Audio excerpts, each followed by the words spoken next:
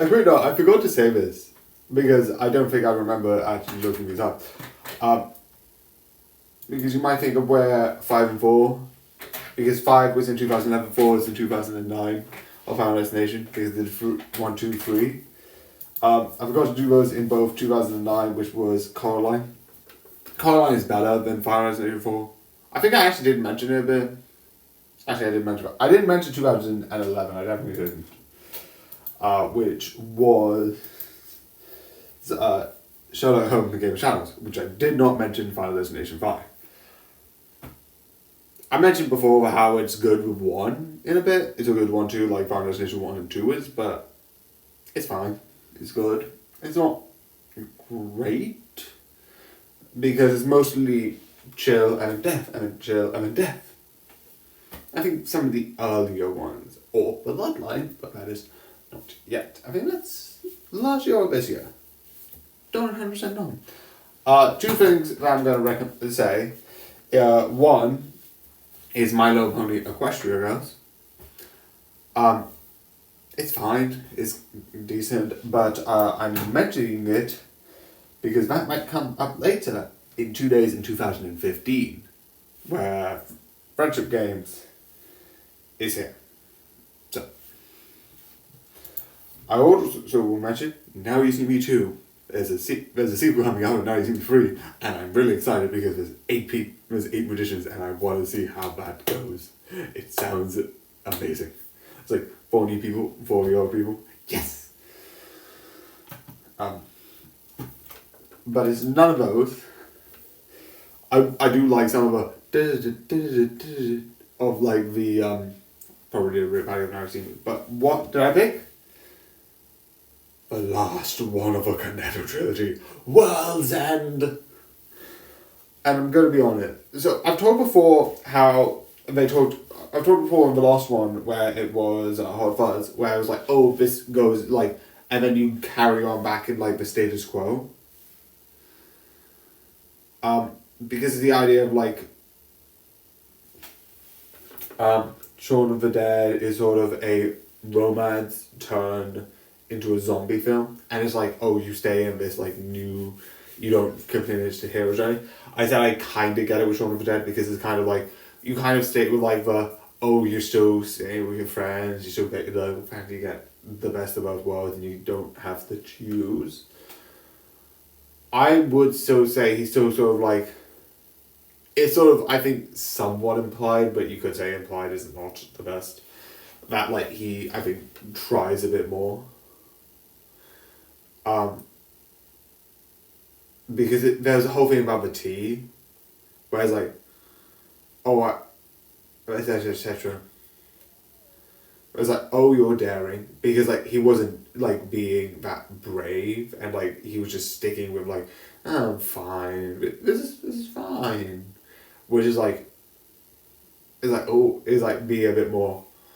I'm that's not, but I get what I get with that. Hot Fuzz, I don't get, because like the idea of Nicolas Cage, just characters like rules, this, that, the other, nothing is this, we're all just this. It's like very uptight.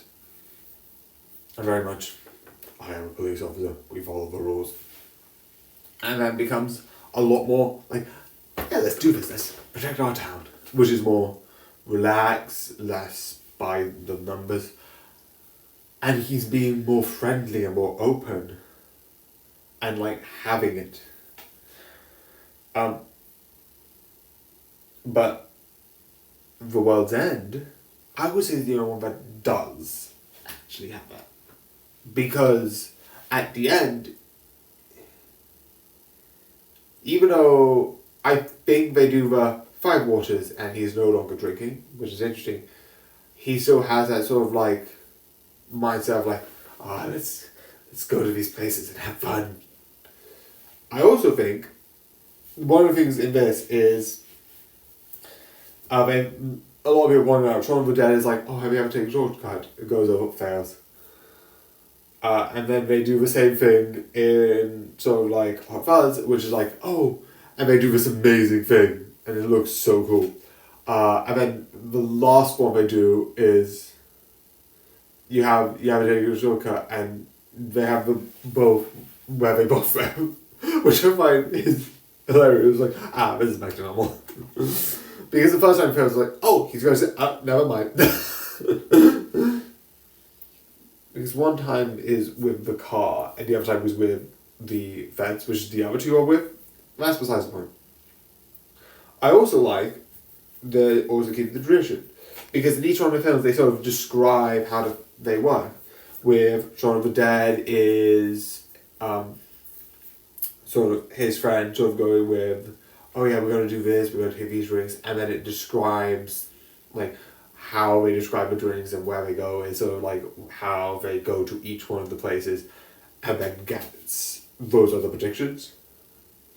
Hot Fuzz kind of has, have you done these things? And then later on in the movie, those things are done. Also the film, and also I thought it was Bad Boy. I don't know if I thought it was Bad Boys 2. They do show Bad Boys 2, but the thing I was mentioning was Point Break, not Bad Boys 2. But we do have a moment from Bad Boys 2, which is the camera turn, because there's a camera turn where they go and then go to here, which is a really interesting camera turn. I like it, and they redo that one. World's End basically has, here's what we do with teenagers, here's who got taken out at these points, and here's what's happened. And I think besides the last three pubs, which they're like, oh, and then we couldn't finish the race, and then went to hill, and then that part's back to normal, like they did that, which I absolutely think is really interesting as an idea. Whereas like this absolute insaneness is just chaotically fun. But overall, the Canadian trilogy I think is really interesting.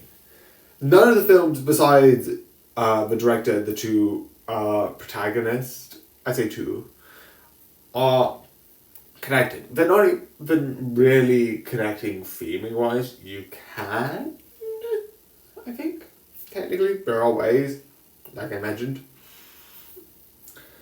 But I think they're just free films. They want to do like free films with like certain things.